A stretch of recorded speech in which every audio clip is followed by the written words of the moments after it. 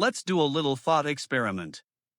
Imagine, we lock you in a completely white room with no windows, no people, and no mirrors. You are alone in this room. But not for an hour, not for a day, but for 10 years, you are given food, you are given water, you survive. But there is not a single living being that sees you, judges you, or calls you by your name. The question is, at the end of 10 years, would the person who emerges from that room still be you? Would the brand of your clothes matter? The style of your hair? Whether you are funny? Whether you are intelligent or stupid? Probably not. Because 99% of the characteristics that make you are not actually your inner qualities, they are performances you design for others to see. If there is no audience, there is no theater. We humans think of ourselves as independent, free-willed, and individuals with character. We say, I am myself. We say, I don't care about others. This is the biggest lie we tell ourselves. In 1902, a sociologist named Charles Cooley put forward a terrifying theory that exposed this lie, the looking glass self. In this video, I will explain how your identity is an illusion, how social media hacks your brain, and why that famous be yourself advice is impossible, through a 3-stage disintegration process. If you're ready, take off your masks. Let's begin. First, let's get to the basics. While studying the human mind, Charles Cooley noticed a very simple but unsettling cycle. Consider a baby. When a baby is born, it has no idea who am I? The baby looks into its mother's eyes. If the mother smiles, the baby says, I'm good. If the mother gets angry, the baby says, I'm bad. According to Cooley, the lives of adults are no different from that of a baby. We construct our identity through this cursed 3-stage cycle. Stage 1, presentation. When we enter a room, we imagine how we present ourselves. Do I look cool right now? Is my voice trembling? Was that joke funny? Stage 2, judgment. We imagine what the other person thinks about that presentation. Note that we don't know what they think, we only imagine it. When someone looks at their watch, we think, they're bored with me. Maybe they're just late for work. But our brain immediately writes the worst-case scenario, I'm boring. Stage 3, reaction. Based on this imagined judgment, we assign ourselves an emotion. Shame, pride, humiliation, or self-confidence, and here lies the famous paradox, I am not the person I think I am. I am not the person you think I am. I am what you think I am, what I think of you. I know this sentence is hard to digest. Let's elaborate. You aren't actually living yourself. You're living the reflection of yourself in the minds of others.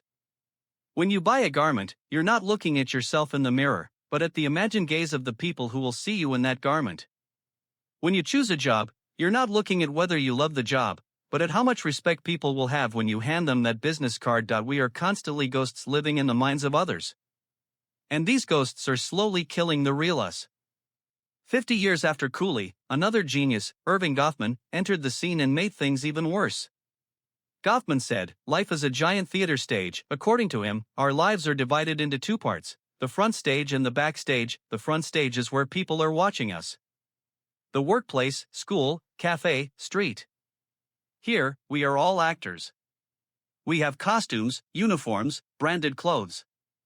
We have lines, good morning, how are you, everything is all right. And we have our masks. We can never be real on the front stage. Because reality would disturb the audience. On the front stage, there is only performance, then we come home. We close the door. And the backstage begins. You loosen your tie. You wipe that uncomfortable smile off your face. Maybe you collapse from exhaustion. Maybe you cry. Maybe you do strange things you would never do in public. According to Goffman, only on the backstage can we be ourselves. But the tragedy of modern life is this, the backstage is shrinking. Our home used to be our fortress. Our privacy. But now we've even brought cameras into our backstage. As soon as we wake up in the morning, even in our messy, most natural state, we post stories. We share the food we eat, the movie we watch, our bedroom. We've turned the backstage into the front stage. We're on air 24/7 now. And what happens if an actor acts for 24 hours straight without resting? without ever taking off their costume. It's exhaustion. That deep fatigue you feel today, that burnout syndrome, isn't physical fatigue. It's character fatigue. It's the heavy burden of maintaining a performance that's constantly being watched and judged. Cooley and Goffman died before witnessing the internet. If they had seen today, they would probably have been horrified.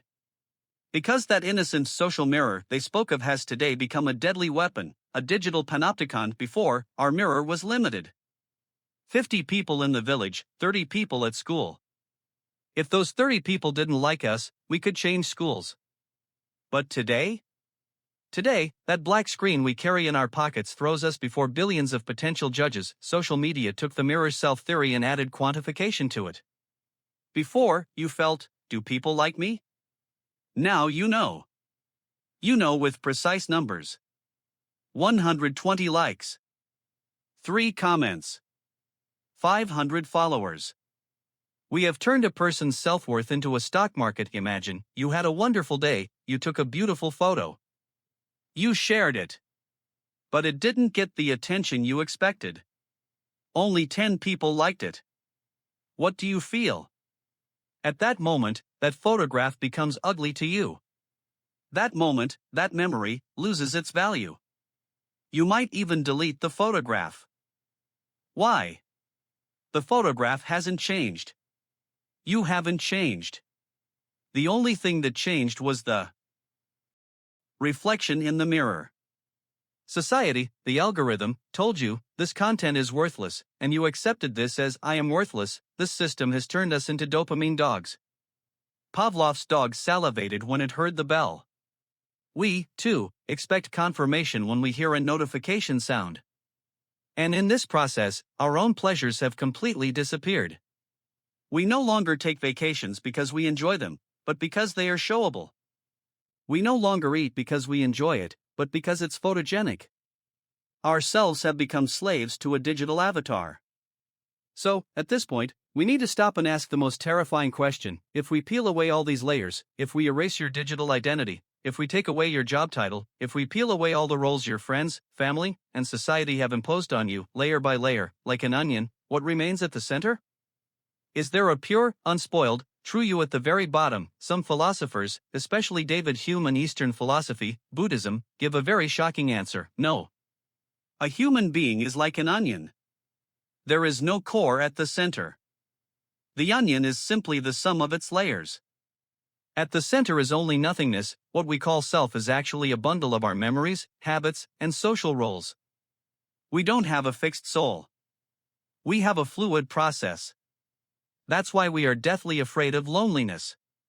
Because when we are alone, the mirror disappears. If there is no mirror, there is no reflection. If there is no reflection, who are we? In that silent room, alone with ourselves. The unease we feel when we're stuck is actually the fear of non-existence. When others aren't watching us, we begin to doubt our own existence. What I'm about to say might sound pessimistic, depressing, or frightening. Saying I don't exist is a heavy blow to our ego. But actually, I haven't been giving you bad news from the beginning of this video. I'm giving you freedom.